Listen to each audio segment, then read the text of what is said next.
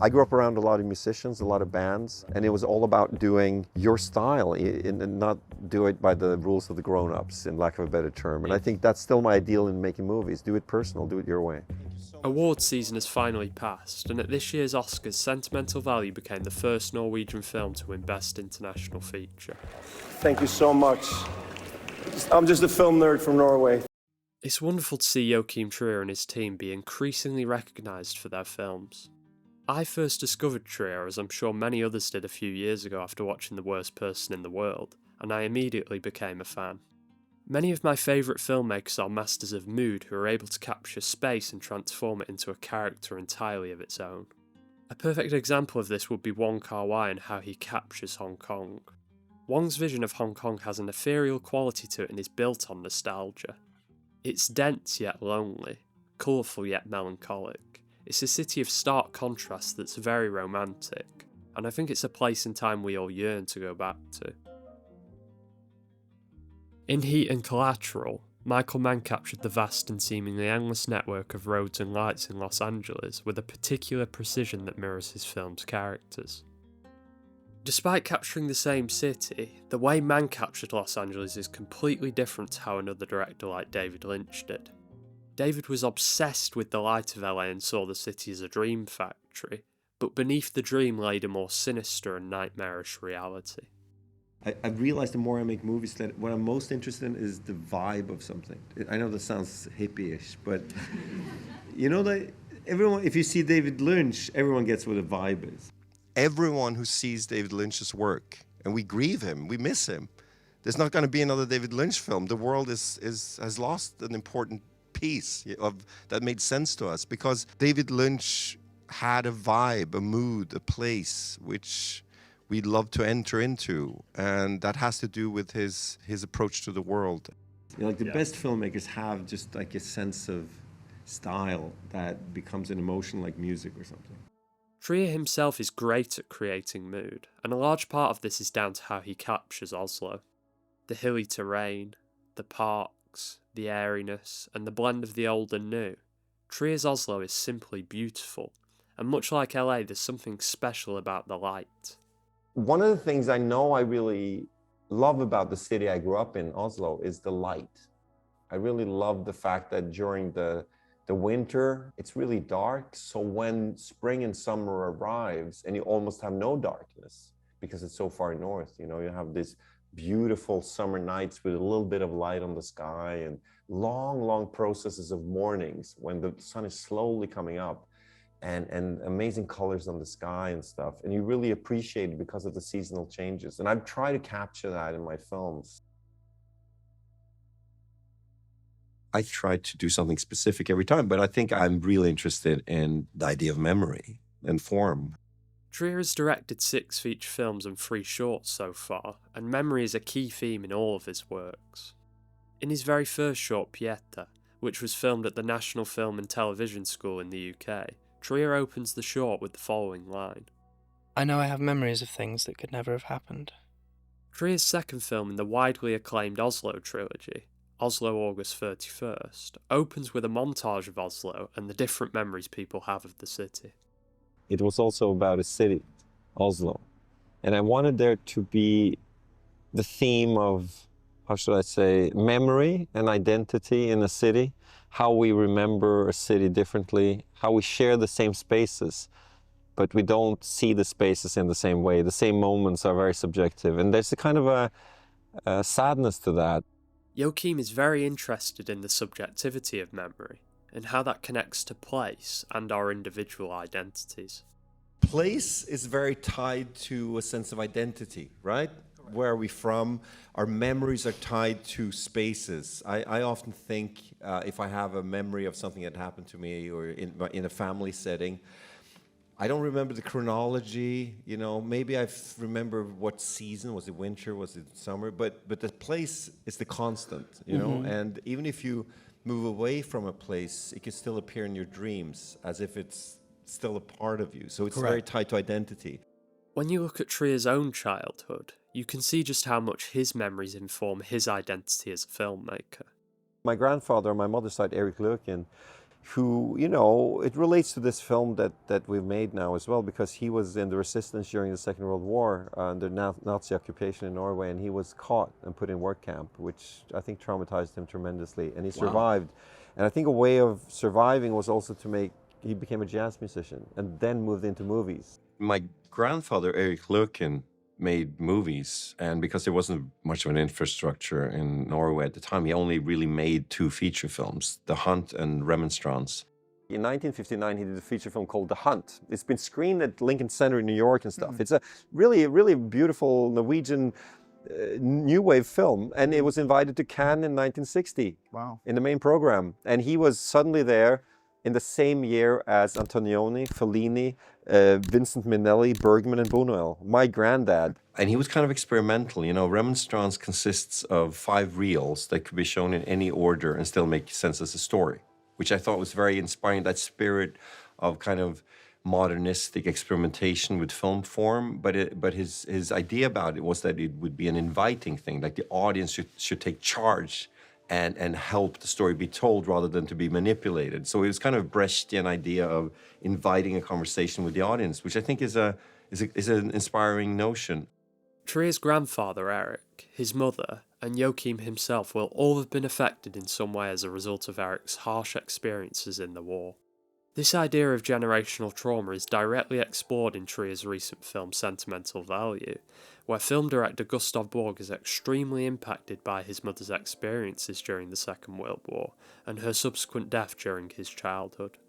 This trauma is then inadvertently passed on to his daughters and plays a part in their estranged and frankly complex relationship.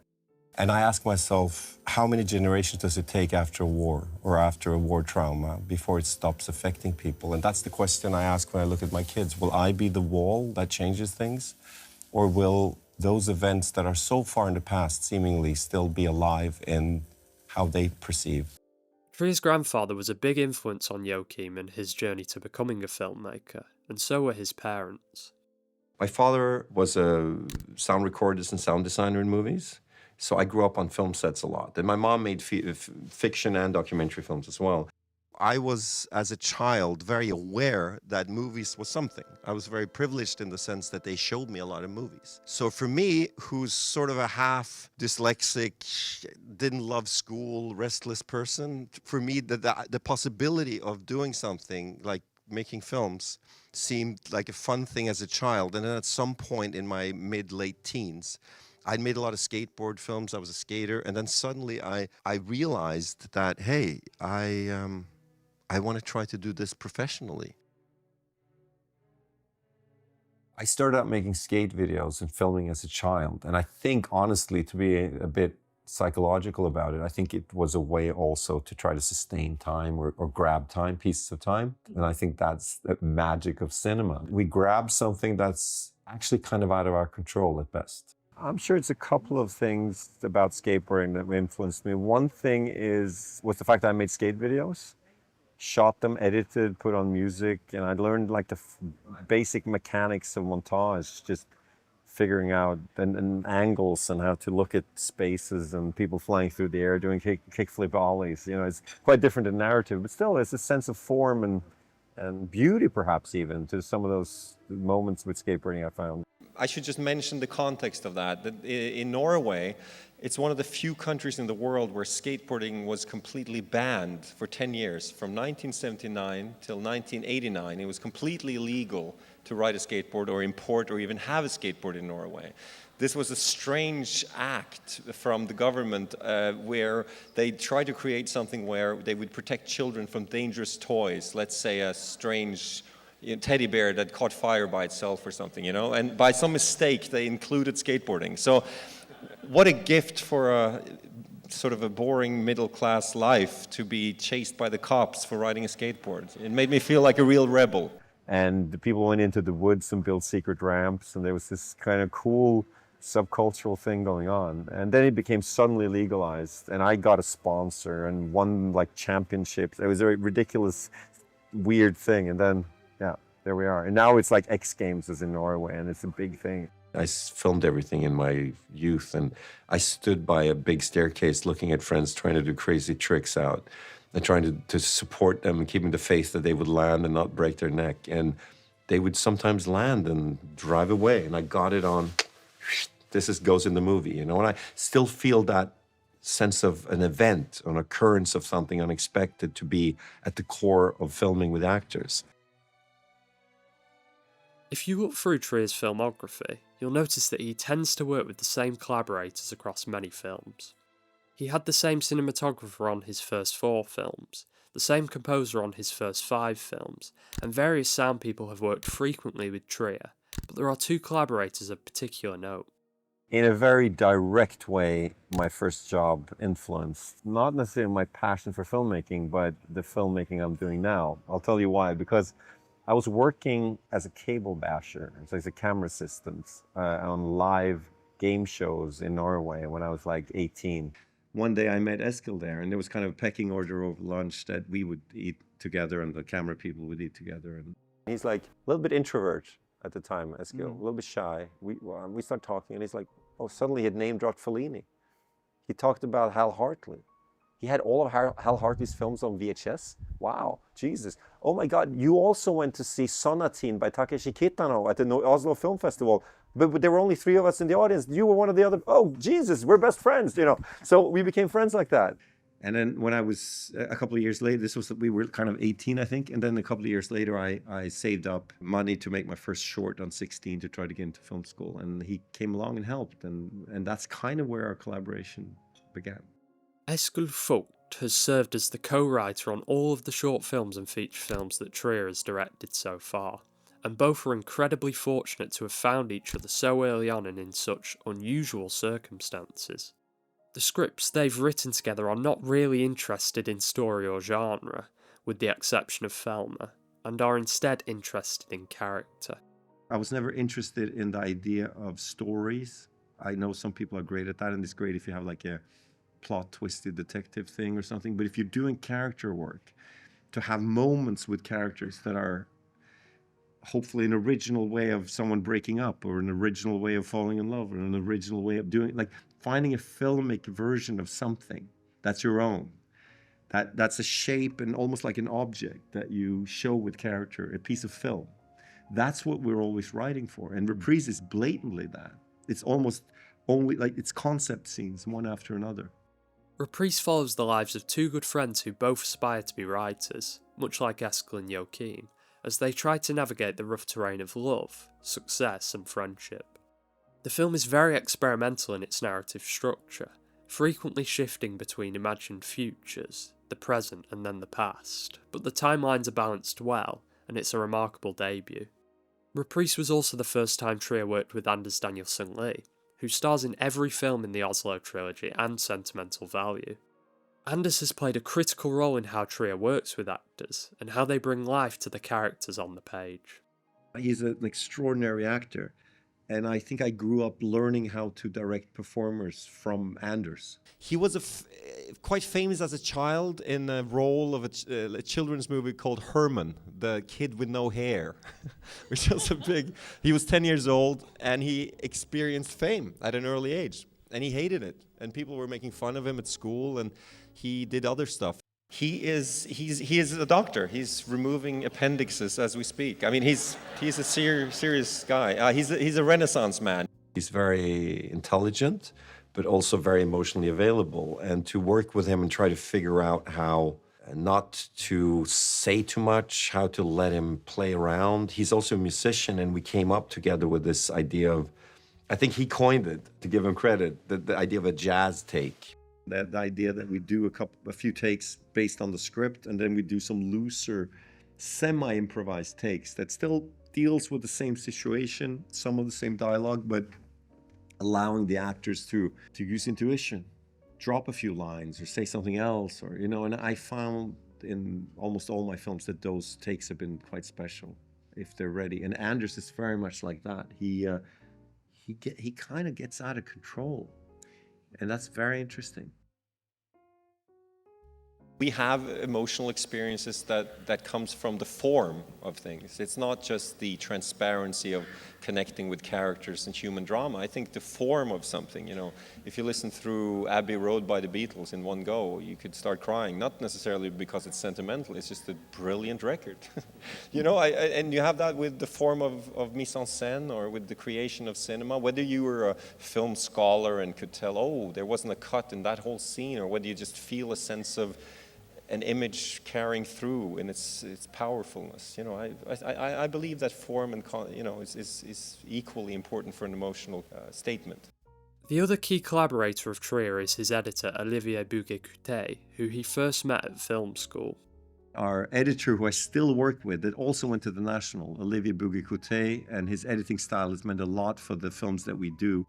Olivier has served as the editor on all of Trier's feature films and 2 of his short films, and is clearly very important. Trier's films are not overly flashy or driven by complex action sequences, but they are excellent in terms of their structure, pacing and playfulness with the form. One of the things Trier likes to do, which relates to character again, is find ways to explore their inner lives. To be honest with you, I think very simply, anyone who's picked up a camera and wanted to kind of tell a story or show a human experience encounters the fact that filming someone turns them into an object immediately. They become something in that image that moves around. And therefore, I find it virtuous and interesting in movies to get into the biggest absence in the picture, which is what's not shown, what is going on inside that human being, what is the emotion of that human being. So I think that's something that triggers me. I'm curious about that. Many of Trier's films feature montage sequences he has described as streams of consciousness that trace the thoughts of a character. There are many examples I could pull from, but I'd like to discuss Trier's most overlooked film, Louder Than Bombs. The film deals with a family still in grief after the death of their mother, played by the legendary Isabelle Huppert. The youngest son in the family, Conrad, is becoming increasingly infatuated with a girl in his class. He dreams of her, and one day when she's reading aloud in class, we see his stream of consciousness. He remembers certain moments from his life and imagines the events surrounding his mother's death. All the while the girl he likes narrates his inner world via voiceover. It's multi-layered and a great use of the form. What could she have been thinking? Another way Trier gets into the mind of characters is with various set pieces / sequences. In The Worst Person in the World, Julie is feeling the pressure of time. She doesn't know what career, life or partner she wants to have, and in a way she just wants time to stop. In probably my favourite sequence in any of Trier's films, time stops in Julie's mind, and she runs through the streets of Oslo unbounded. As a contrast to that very romantic set piece is a melancholic sequence in Oslo August 31st, where Anders listens, or imagines depending on how you see it, to the conversations of others. Anders is out of rehab for the day for a job interview and is struggling. In the cafe he overhears people discuss all sorts of things about life, such as their kids, their relationships, their hopes and their dreams, but tragically Anders can't seem to connect with any of it. It's the saddest thing I'll ever do, I think, this film. But it's a discrepancy between the world is so beautiful and people are resourceful and people are smart, and then it doesn't work out. And it's so sad. I mean, haven't we all seen that in life? That things don't work out for people that we admire or think we're alike, and we don't know how to bring them along with us. And I think it comes from a sense of grief, actually, this film, in a strange way. I used to be a skater. And a lot of my friends died from heroin. So, yeah. Sentimental Value begins with an essay Nora wrote on her house, and through montage Trier demonstrates how quickly time moves and how short human life is. Within just a few minutes we see entire generations pass, Nora and Agnes growing from toddlers to teenagers, and their father leaving the family home. Who better to narrate this opening scene than Bente Børsum, who is 91 years old and actually starred in Trier's grandfather's 1959 film The Hunt. Fans of Trier's previous works may also recognise the house, as it appeared at the end of Oslo August 31st over 10 years prior. The opening montage also establishes the crack in the foundation of the home which was discovered after it was built, and it's easy to see the parallels here to family in the slightly broken foundation we are all born from. It's the perfect framework to introduce this story of an estranged father returning back home after the death of his former wife and mother to his 2 daughters. I don't think you can really connect deeply with other people unless you accept the fact that life is also about loss. That's a grand statement there, people. But I think my experience, at least, again, I can only speak for myself, and I only make these characters, right? So, but I find it interesting how we connect deeper with the world through loss. Both Nora and Agnes have gotten used to life without their father Gustav, and Nora in particular struggles to communicate with him. Gustav also struggles to communicate with Nora, even though the films he's made display a high level of emotional intelligence. All those scenes with Renate when he's trying to joke with her, to come have a discussion with her, to get closer to her, and fail and fail and fail, it's wonderful. He doesn't know why he fails. He doesn't know he's not capable of it. But he's capable of being very sensitive in his filmmaking. And that's interesting, and it's very common amongst directors. Trier mentioned before how the camera turns people into objects, and Gustav himself is very much like that. At the wake, he mentions how he remembers his ex-wife's beauty and nothing else, and he's not interested in theatre because you can't see faces or visuals the same way you can in cinema. He does love his daughters, but doesn't really make any efforts to know them beyond the surface. He's very self-serving and is only able to communicate with his daughters via his art, or when he's drunk. His most beautiful memory with his daughter Agnes is the film they made together when she was a child, and she now works for him as a historian. Gustav also connects with Agnes's son Eric through films, and tries to do the same with Nora by casting her for his latest project. Gustav is not a great father, but he's not a bad person. My ideal for doing human stories, is that I try to create drama without necessarily needing antagonists. You know, I think the truth in many situations in life, and the tragic truth of things, is that everybody wants to do well, we're just not always able to. Gustav is charismatic and can be funny. I mean, I got a good laugh out of the IKEA stool joke, and gifting a child piano teacher an irreversible on DVD is absurd. He's clearly also a talented filmmaker, and he sticks up for Rachel when a reporter asks her unreasonable questions. There are things to like about Gustav, and as mentioned earlier, the trauma of losing his mother during childhood clearly has a massive influence on how he is. If you don't resolve your stuff with your parents, then you don't have all the time in the world, and you don't get to a good enough place with that, that will follow you. And so that's the opposite. That's like memory has this doubleness of you owe people to remember, but you also owe to forget.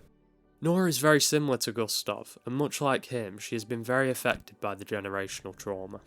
She struggles with intimacy and likes to get lost in her work and the roles she inhabits. She's lonely, and hasn't been able to create a family the same way her sister has, and part of her blames Gustav for being how she is. On the other hand, she desires her father's approval, and is devastated when he doesn't attend her show, or approve of her work in theatre. She feels strongly that her father doesn't know her, but this changes when she reads the role he wrote for her. Both she and Agnes note that Gustav seems to know much more than he should, and after reading it, I think for the first time they start to understand and accept their father more. Rachel leaves Gustav's film as she inevitably can't comprehend the character or the dynamics of the family, and after Gustav is hospitalised, Nora sees the urgency in making up with him. Their relationship will always be slightly broken and imperfect, but at the end of the day it's home. We didn't want to make a film which tied it up too neatly, and unfortunately in life I don't think you can just have the good talk and everything is fine. Correct. Yeah. It's the good enough family. Mm-hmm. The family you have to accept the things you got, the things you didn't get, and those baby steps towards an acceptance of what is, I think, to me, can be moving enough. You know, that they have made something together. And we know that they must have had some deeper conversation and spent some time together. At least they have that. Mm-hmm. And maybe there's that unspokenness that has been so difficult is more livable now. That's mm-hmm. kind of what we thought that was enough. Sentimental Value is a remarkable film and one of my favourites from last year. Again, I'm really glad it's been as successful as it has, because that means we will see more films from Trier and his team in the future. It's so refreshing to see a director with the sort of nuance and sensitivity that Trier has, and he's definitely one of the great directors working right now. Maybe tenderness is the new punk after all. The world is a tough place, and maybe we need, to be vulnerable and show characters that are vulnerable, men and women and everyone else. So I kind of came to the conclusion that, I don't know, tenderness is the new punk. For me, it's, you know what I mean? It's like, for me it is. It's what I need right now. I need to believe that we can see the other. I need to believe that there is a sense of reconciliation, that polarization and anger and machismo isn't the only way forward here. So anyway, not to make any grand statement about that, but that's where we're coming from with this one.